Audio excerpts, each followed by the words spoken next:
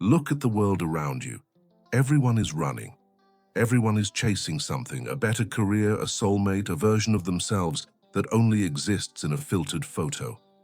We've been told from the moment we could understand language that life is a race. If you aren't sprinting, you're losing. If you aren't visible, you don't exist. But have you ever noticed that the harder you chase something, the faster it seems to run away? It's like trying to catch water with your bare hands. The tighter you squeeze, the more it slips through your fingers.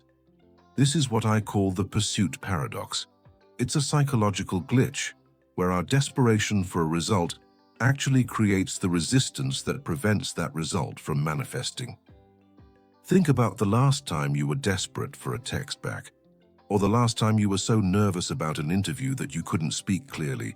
Your need for that specific outcome created a cloud of anxiety that choked your performance. We are living in a state of constant lack. We are obsessed with the next thing because we've been conditioned to believe that the current thing isn't enough. We are perpetually waiting for our lives to begin, while life itself is quietly passing us by in the background noise of our anxiety. Today we are going to break the most fundamental rule of modern society. We're going to talk about the law of detachment. I'm going to show you why wanting everything but needing nothing is the only way to actually get what you want. This isn't about giving up. It's not about being a monk on a mountain or losing your ambition. It's about gaining a level of psychological power that most people will never understand. The power of letting go of the leash. To master detachment, we first have to deconstruct why we attach ourselves to things so violently.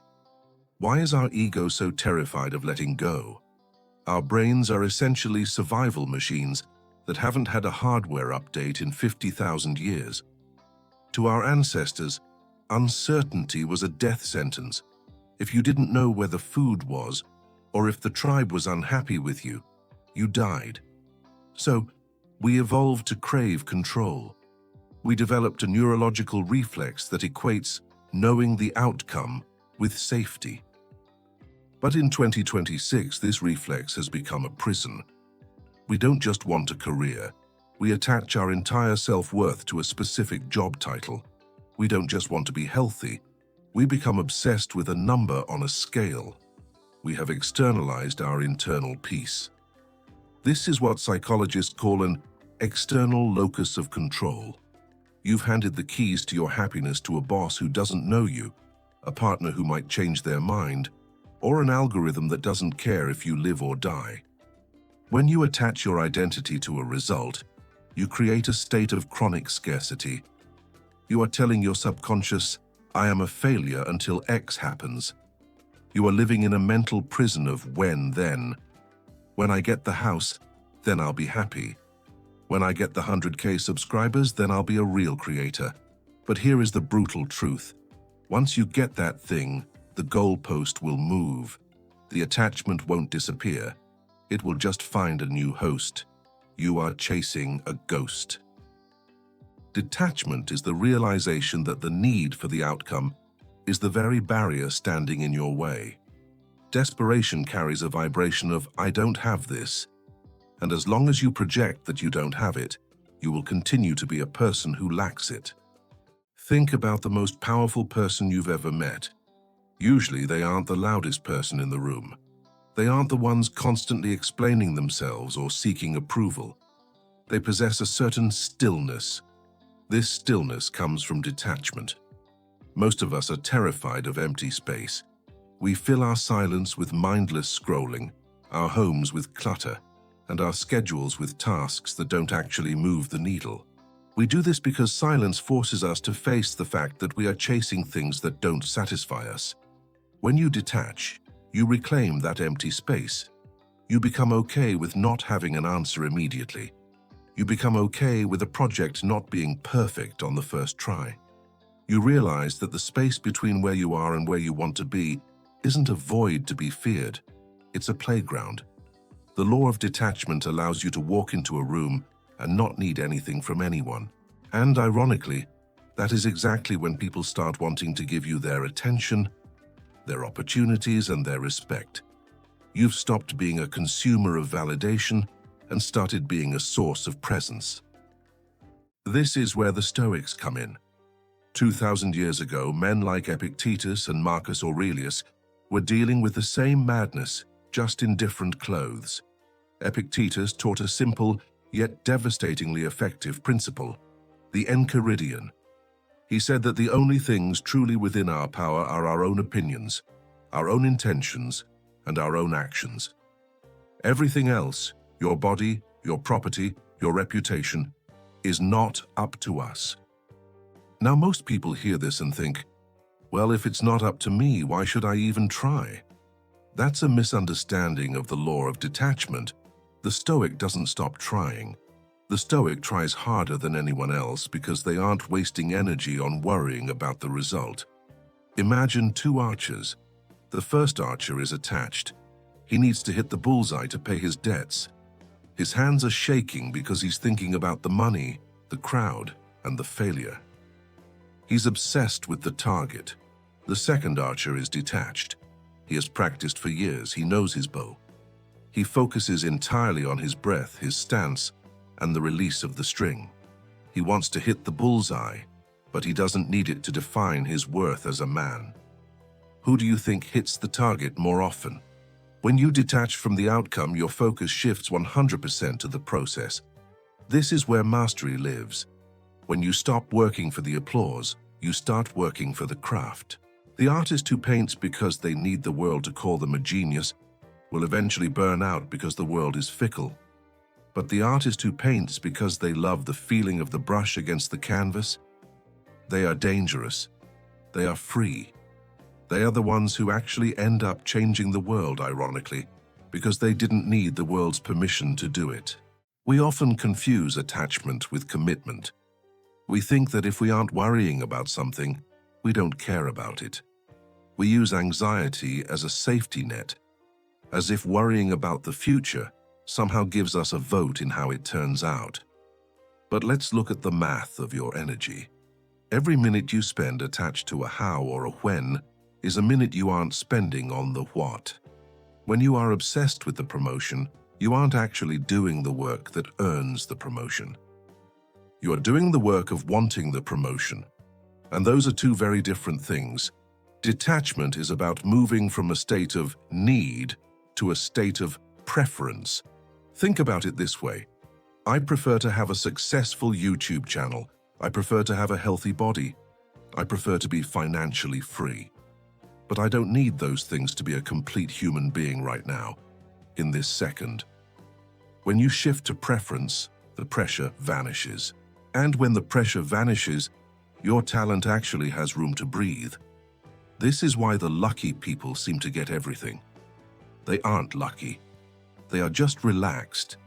They aren't suffocating their goals with the pillow of their own desperation.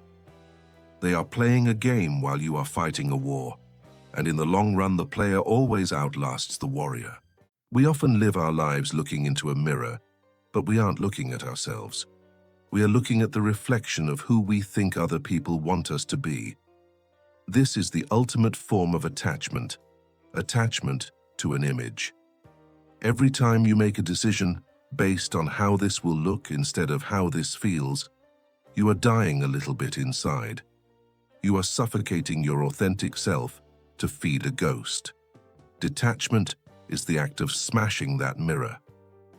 It's the realization that even if you achieve everything, the money, the fame, the perfect life, if you achieved it by performing a character, you will still feel empty, because the rewards are going to the actor, not to you. To practice detachment is to ask yourself, if I could never tell anyone about this achievement, would I still want to do it? If the answer is no, then you aren't chasing a goal. You're chasing a drug. And like any drug, the high will never last. So how do we train this muscle? Because detachment is a muscle and most of ours have atrophied. I want to propose a challenge. It's something I call the hidden win. For the next 30 days, I want you to pick one major goal you're working on, and I want you to stop talking about it. Completely. Don't post the gym mirror selfie. Don't tell your friends about the business you're starting. Don't seek validation for the progress you're making. Why? Because every time you tell someone about your goals and they give you a good job, your brain releases dopamine. It feels like you've already won. You've just attached your effort to their applause. When you keep your wins hidden, you are forced to find the satisfaction internally. You are practicing the law of detachment in real time. You are proving to yourself that the work is enough. This creates a stoic silence, a quiet confidence that doesn't need to be loud to be real. By the end of these 30 days, you'll realize that the world's opinion of your progress was actually the heaviest weight you were carrying. Perhaps the place where we suffer the most from attachment is in our relationships. We've been sold a romantic lie that needing someone is a sign of love. We say things like, "I can't live without you." But in reality, that isn't love. It's a hostage situation. It's a heavy burden to place on another human being, the responsibility for your entire emotional stability. When you are attached to a person in a state of need, you aren't actually seeing them. You are seeing a tool to fix your own loneliness. And because you are terrified of losing them, you start to perform. You hide your true thoughts, you suppress your boundaries, and you become a shadow of yourself just to keep the outcome of the relationship alive. Detachment in love is the most paradoxically beautiful thing you can experience. It's the ability to say, "I choose you, I enjoy you, and I want you in my life, but I don't need you to be okay." When you don't need someone, you can finally love them for who they actually are, not for how they make you feel. You stop trying to control their actions, and you start respecting their journey. This creates a space of freedom where genuine connection can actually grow. Ironically, the person who is detached, the one who is whole on their own, is always the most attractive. Why? Because they aren't trying to steal energy. They are radiating it. They aren't a vacuum. They are a sun. We started this video talking about the mask, the exhaustion of the performance. The law of detachment is the ultimate permission slip to stop acting. It's the realization that the grand audience you've been trying to impress, your followers, your parents, your peers, is just as terrified and attached as you are. When you die to the role of the actor, you are born to the reality of the observer. From today on, I want you to look at your life as an experiment. If a project fails, it's just data. If a relationship ends, it's just a closed chapter. If you lose money, it's just a change in the weather. None of these things are you. They are just things happening to you. The path is the goal. There is no there to get to. You are already at the destination. When you truly understand that you don't need the world to give you anything to be complete, the world starts handing you everything you ever wanted. But by then you'll be so at peace it won't even matter. You'll want everything. But you will finally, for the first time in your life, need nothing. Take off the mask. Stop the chase. Just be.